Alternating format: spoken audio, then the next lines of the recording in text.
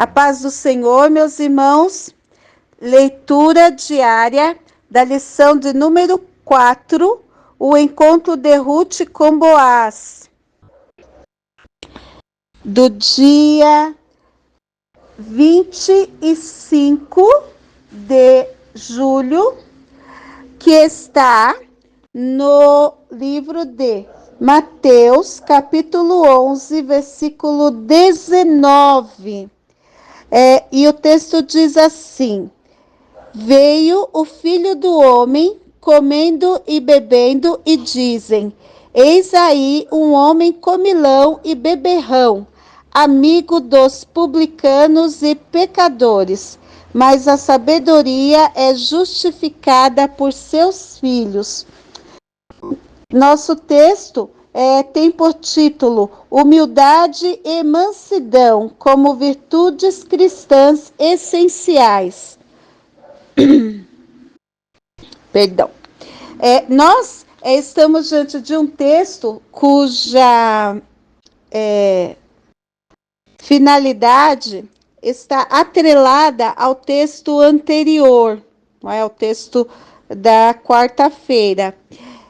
Nós temos aqui uma mensagem no qual Jesus diz que o Filho do Homem veio com todas as suas características, não é? O Filho do Homem com a sua natureza humana, não é? Jesus é dotado de natureza humana, um homem santo, como em Hebreus 4:15 a Bíblia diz que ele nunca cometeu pecado. Não é? Nós vamos ver aqui Hebreus capítulo 4, versículo 15. O Filho de Deus não tem nenhum pecado. Ele é santo por natureza, porque ele foi gerado sem pecado. É diferente de Davi, não é? Davi diz: eis que em pecado eu fui gerado, e em pecado me concebeu a minha mãe. Ele nasceu com a natureza pecaminosa. No caso de Jesus, não. Jesus nasceu sem a natureza pecaminosa, porque ele foi gerado pelo Espírito Santo, foi concebido pelo Espírito Santo. E a Bíblia diz que nós não temos um sumo sacerdote que não possa compadecer-se das nossas fraquezas, porém um que como nós em tudo foi tentado, mas sem pecado. Então Jesus esteve em nosso meio. Em tudo foi tentado, como todo homem foi tentado, sem pecado, sem nenhuma circunstância que o fizesse titubear e dizer: agora eu sinto a minha carne fraca e eu vou pecar. Não, Jesus não teve desejo de pecar.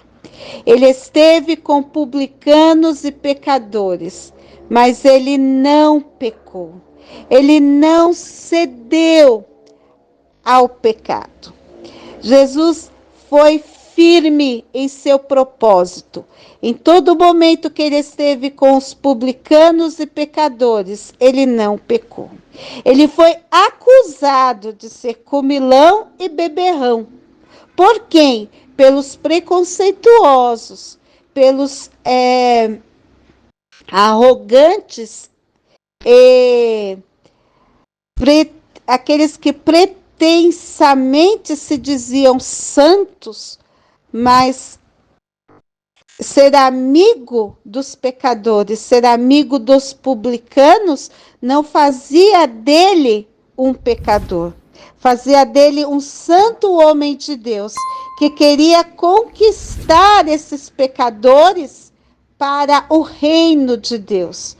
Porque quando Jesus veio e iniciou o seu ministério, qual era a mensagem que era dada? arrependei-vos, porque o reino de Deus era chegado. Então Jesus trouxe uma mensagem de arrependimento. E para quem era esta mensagem de arrependimento? Para os publicanos, para os pecadores. Então, esta mensagem de arrependimento para aquele que estava longe de Deus, do reino de Deus, tinha que chegar até esses homens. Então ele não podia se afastar deles. Ele tinha que estar próximo deles para recebê-los no reino de Deus. Então, a sabedoria é justificada por seus filhos. Os seus filhos o conhecem. Os seus filhos sabem quem ele é. Os seus filhos se relacionam com ele e sabem a quem, de onde ele vem, qual é o seu propósito. Os seus filhos sabem qual é a sua finalidade. Não é tanto que no capítulo 3, versículo 7, diz assim: havendo, pois, Boaz comido e bebido, e estando já o seu coração alegre, veio deitar-se ao pé de um monte de grãos. Então veio ela de mansinho e lhe descobriu os pés e se deitou. Ou seja, ela veio pedir a sua remissão, não é? Então, o filho de publicanos e pecadores que comia e bebia com eles, também é aquele que oferece remissão. Do mesmo modo que Boaz foi aquele que ofereceu a remissão a Ruth. E quem é aquele que oferece a remissão?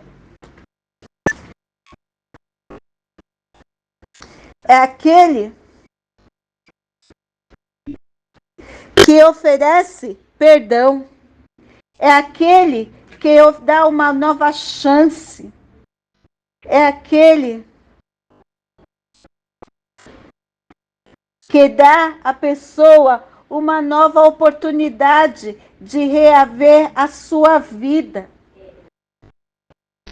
É muito interessante quando a gente vê aqui o resgatador, o Goel, não é? É o parente remidor, é aquele que dá à pessoa a oportunidade de rever a sua história.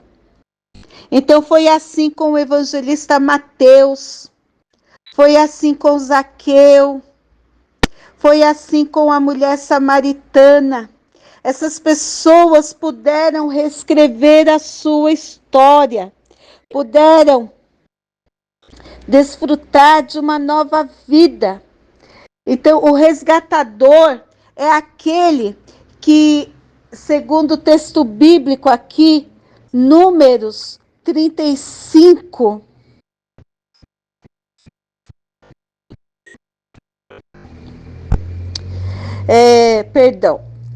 Números, deixa eu ver aqui, Números 25 e 25, que diz: se teu irmão empobrecer e vender alguma parte das suas possessões, então virá o resgatador, seu parente, e resgatará o que o seu irmão vendeu.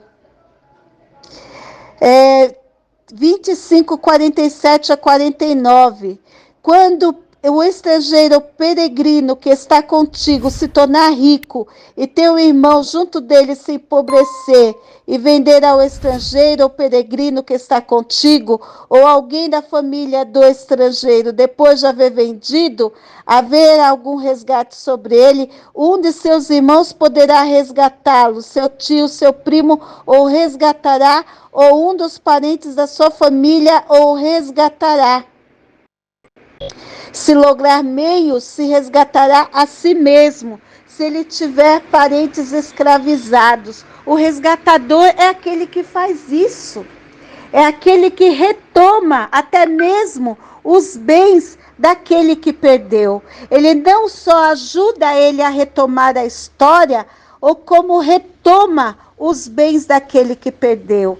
É isso que o resgatador faz. Então, Boaz, aquele que comia e bebia junto com os seus servos, foi aquele que retomou a história de Ruth, que retomou as suas propriedades, que retomou a sua história, e ela pôde sorrir novamente junto com a sua sogra. Amém?